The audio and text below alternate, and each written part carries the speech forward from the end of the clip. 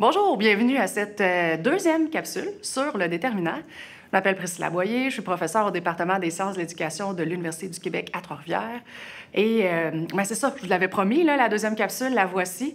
J'ai pris le temps vraiment de dégager les déterminants en deux parties parce qu'il y a vraiment une notion difficile avec le déterminant en lien avec la préposition.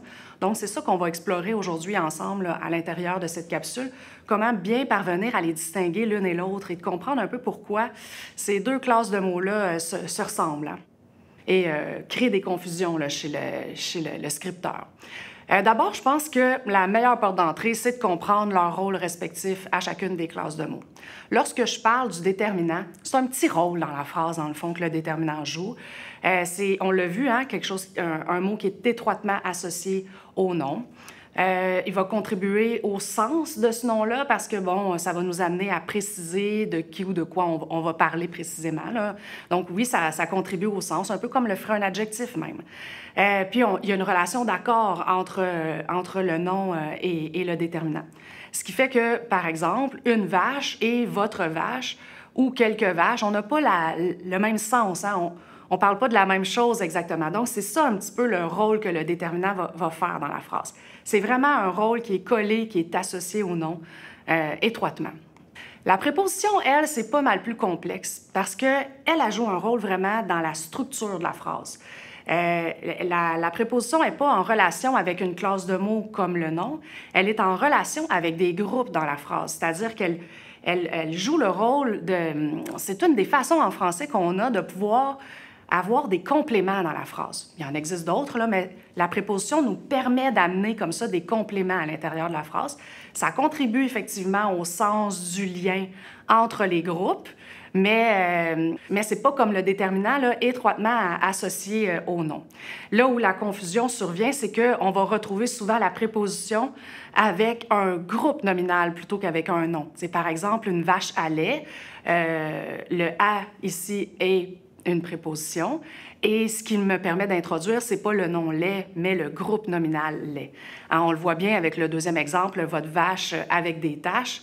La préposition avec est associée au groupe nominal des taches, donc des ici est le déterminant et tâche est là.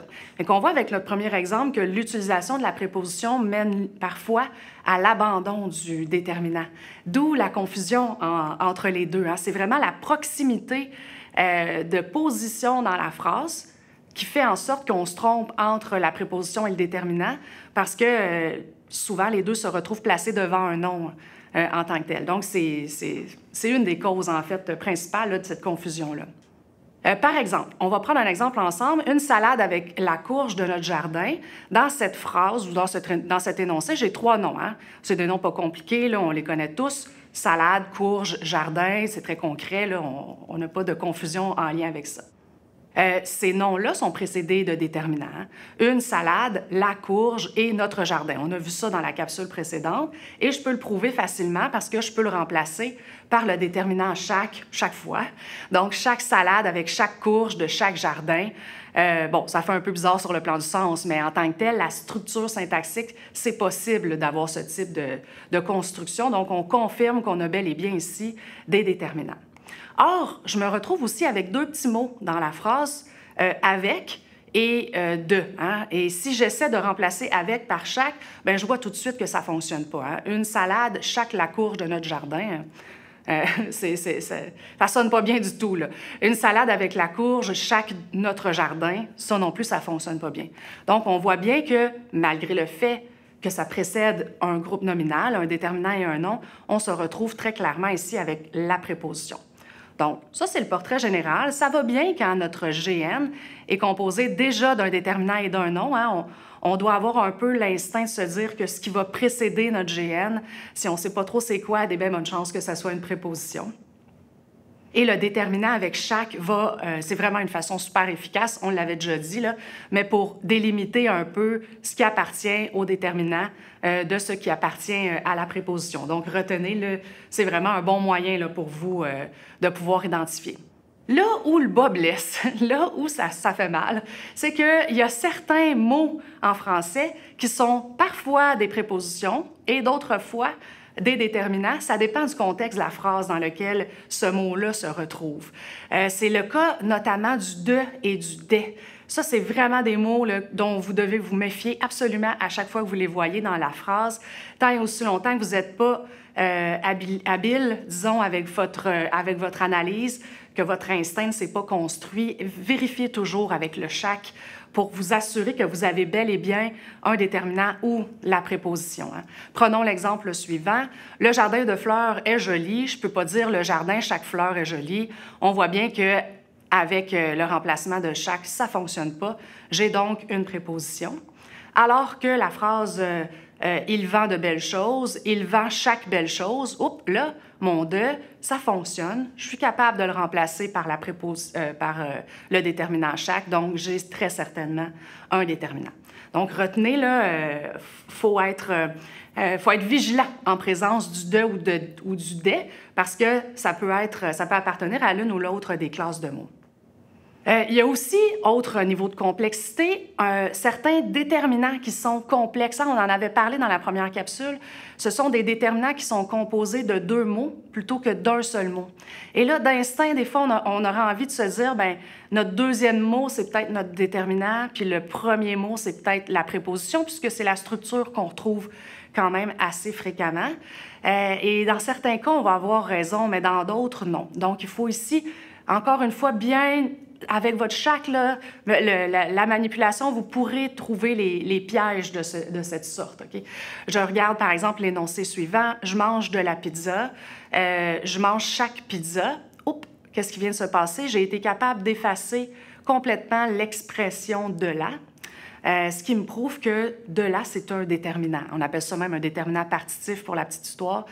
Mais ça, c'est pas important de le retenir. Ce qui est important, c'est de... Faites attention, votre « de », là, c'est vraiment un piège. Hein?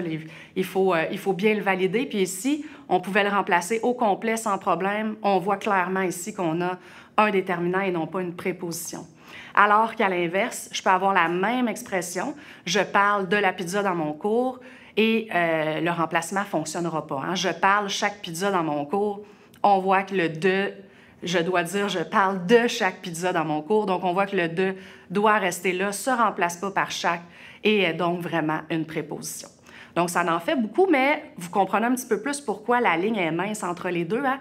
Il y a des ressemblances entre le déterminant et la préposition. Parfois, ce sont même les mêmes mots. Donc, soyez très, très vigilants là, pour certaines structures. Pourquoi c'est important de faire ça? Parce qu'on pourrait se dire, bien là, c'est quand même pas si grave là, de confondre les deux. Bien, au contraire, ça a quand même des incidences importantes. La première, c'est que si vous ne comprenez pas c'est quoi une préposition dans la phrase, la structure des phrases va toujours vous échapper. En fait, il y a des prépositions dans à peu près toutes les phrases en français. On utilise ça constamment et couramment. C'est une des classes de mots que les jeunes enfants développent très rapidement. Là. Très rapidement, ils arrivent à mobiliser des petites prépositions comme « à » et « de ». Donc, c'est fondamental pour la structure d'une phrase parce que, je le disais, là, ça permet d'avoir le phénomène de complément dans la phrase. Ça me permet d'introduire des compléments, d'enrichir mes phrases.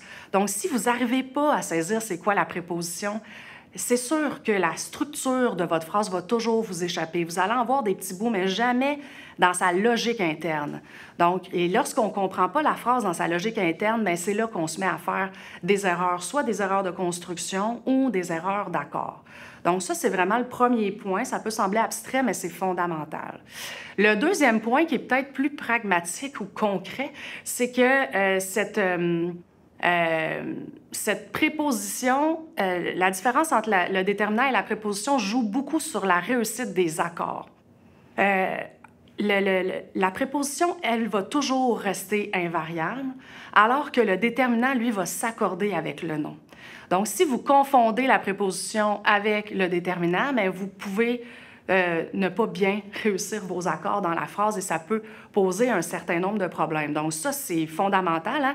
Il y en a une classe de mots qui est variable et l'autre classe de mots qui est invariable. Prenons un exemple. Une salade avec la courge de notre jardin. Donc ça, c'est un énoncé qui est au singulier. Hein? une salade, la courge et notre jardin. Nos mots sont au singulier. Nos déterminants sont donc accordés en conséquence. Et on se retrouve avec nos prépositions avec et de qu'on a vu tout à l'heure.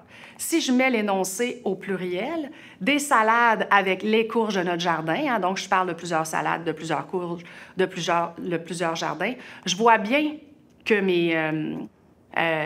mes déterminants changent de forme. Hein. On ne dit plus une, on va dire des, on ne dit plus la, on va dire les, etc. Par contre, mes prépositions, elles restent la même, que ce soit au pluriel ou au singulier. Ça ne variera pas.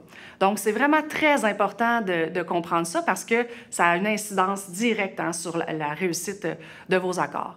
Ce qu'il faut comprendre aussi, c'est que non seulement la préposition est invariable, contrairement au déterminant, mais en plus, cette préposition-là n'a aucune incidence sur le pluriel, la variation en nombre du nom. Donc, et ça, c'est le genre de cas qu'on peut retrouver dans votre TECFE. C'est une compréhension que vous devez avoir de la langue qui va se retrouver, là, qui est quand même une source d'erreur à certains moments. Prenons un exemple tout simple pour illustrer ceci. Ce sont des vaches sans cornes où il rédige son texte sans crayon. Mais dans les deux cas, on a la préposition « sans hein, » qui est placée devant un groupe nominal qui est dépourvu de déterminant. Donc, on n'a pas d'indice pour savoir est-ce que mon nom était pluriel ou singulier. On doit se référer au sens, hein, à la signification, en fait, pour pouvoir trancher la question. Ce sont des vaches sans cornes. Bien, vous voyez ici que mon corne y est au pluriel. C'est pas parce que j'utilise la préposition « sans » que ça a une incidence sur le nombre du nom. Une vache, quand ça a des cornes, elle en a toujours deux. Donc, je ne peux pas dire une vache sans cornes sans mettre le S parce que c'est comme si je disais ce sont des vaches sans des cornes, si vous voulez. Donc, à ce moment-là, bien, on va agir en conséquence. À l'inverse, je rédige généralement un texte avec un seul crayon. Donc là, je peux me permettre de garder le nom crayon au singulier. Et c'est pas parce que ça devant là, que ça a nécessairement un effet là-dessus. Donc, il faut vraiment faire attention là, à ce type de structure-là pour bien réfléchir au sens de l'énoncé. Puis je vous dirais que la plupart du temps, on a le choix. Parce qu'on peut très bien envisager qu'il y en avait plusieurs ou dans une autre circonstance, il n'y aurait eu qu'un seul de ces syntagmes-là, de ces noms-là. Donc, très souvent, le scripteur a le choix de mettre le pluriel ou le singulier, mais dans bien des cas, le choix, il n'y en a pas parce que l'énoncé ne se comptabilise pas. Hein. Ici, corne et crayon, là, je peux les comptabiliser. Là. Je peux dire une corne, deux cornes, trois cornes, un crayon, deux crayons, trois crayons. Mais il y a plein de mots comme farine, de l'eau, dont on a vu dans la capsule sur le nom que ce sont des mots indénombrables que je ne peux pas comptabiliser, qui vont toujours, eux, rester au singulier. Fait que, bref, c'est quand même assez complexe, la notion de variation en nombre du nom. Et la préposition bien, peut nous pister des fois sur des mauvaises interprétations, donc faire attention à cette dimension-là. Enfin, je m'en voudrais de ne pas terminer cette capsule sur un cas assez particulier, propre aux langues romanes, qui est la présence de ce qu'on appelle dans la grammaire traditionnelle le déterminant contracté. En fait, le déterminant contracté, tu sais ce que ça dit, la contraction, là, dans le fond, c'est un resserrement. Hein, on rapproche ensemble des éléments. C'est un phénomène linguistique qui est très, très fréquent dans la langue et qui, dans les langues, hein, pas juste en français, mais dans plusieurs langues romanes, il y en a un peu en allemand, il y en a beaucoup en italien, il y en a en espagnol. Il s'agit en fait de prendre le déterminant et la préposition puis de les resserrer ensemble pour en faire un seul mot. Je vais vous donner un exemple tout simple, vous allez comprendre. Je vais à l'école d'art, donc dans l'expression « je vais à l'école d'art », j'ai une préposition avec un déterminant, mais si je mets l'expression au masculin, singulier, je vais au gym, je ne vais pas dire « je vais à le gym ». Ça ne sonne pas bien, là. Donc, là, en français, ce qu'on va utiliser, c'est l'expression contractée, AU, donc ensemble, je vais au gym ou je vais aux chutes Niagara, toute forme avec le A au pluriel, que ce soit féminin ou masculin, on va retrouver le O comme ça. En général, si vous êtes francophone, vous n'avez pas de difficulté avec ça parce que depuis que vous êtes vraiment petit, vous avez appris à faire cette contraction-là de façon plutôt naturelle. Souvent, bien, lorsque le français n'est pas votre langue première, là, ça se peut qu'on entende des gens qui dire alle ou allait parce que, bon, ils n'ont pas encore appris à faire cette contraction-là de façon naturelle. Mais sinon, pour les francophones, c'est quand même pas si mal. Mais si vous avez des jeunes enfants à la maison, ça se peut que vous ayez entendu vos tout-petits dire « alle » ou « allait » là, avant que le phénomène se passe pour eux. Là, il y a comme une petite période de temps qu'on peut l'observer avec nos enfants. Sachez que ce phénomène-là se retrouve dans plusieurs autres langues. Et là, si vous vous dites « Oh mon Dieu, en français, c'est donc bien compliqué.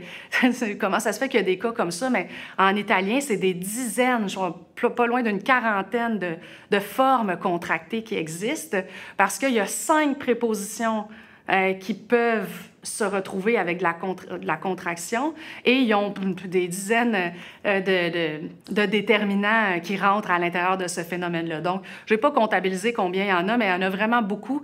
Ils en utilisent constamment, donc on laisse à l'italien son cas compliqué, puis on est content. En français, il y en a 2 prépositions qui agissent ou qui se comportent de cette façon-là. C'est le « à » et le « de ».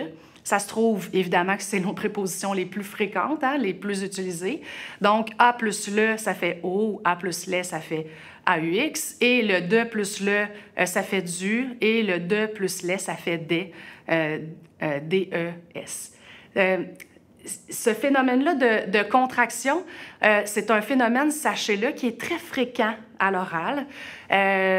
Disons très fréquent. Disons plus fréquent à l'oral qu'à l'écrit. Pensez juste à la petite chanson En veillant sur le perron. Sul, dans le fond, qu'est-ce que c'est? Bien, c'est sur le qu'on a contracté. Tout simplement, c'est pas une question de paresse, là. C'est normal comme phénomène langagier. Ça se retrouve même dans la norme de certaines langues. C'est juste que nous, on a jugé que c'était familier. C'est un jugement normatif qu'on a porté, ce qui fait en sorte que ça se retrouve pas dans nos grammaires et dans nos dictionnaires, mais à l'oral, on va l'utiliser. C'est très régional aussi comme phénomène. Les contractions vont varier d'une région à l'autre. Pensez aussi au sur, hein? Je l'ai mis sur la table. Donc, je l'ai pas mis sur la table, mais je l'ai mis sur la table. À ce moment-là, on a exactement ce phénomène de contraction-là. Donc, il faut simplement l'apprendre et en avoir conscience parce que lorsqu'on fait l'analyse d'une phrase, bien, on se retrouve devant une classe, un mot, qui appartient à 2 classes de mots. Parce que le déterminant contracté est un petit peu un déterminant. Pourquoi? Parce qu'il s'accorde avec le nom. Donc, il va varier en fonction du nombre du nom.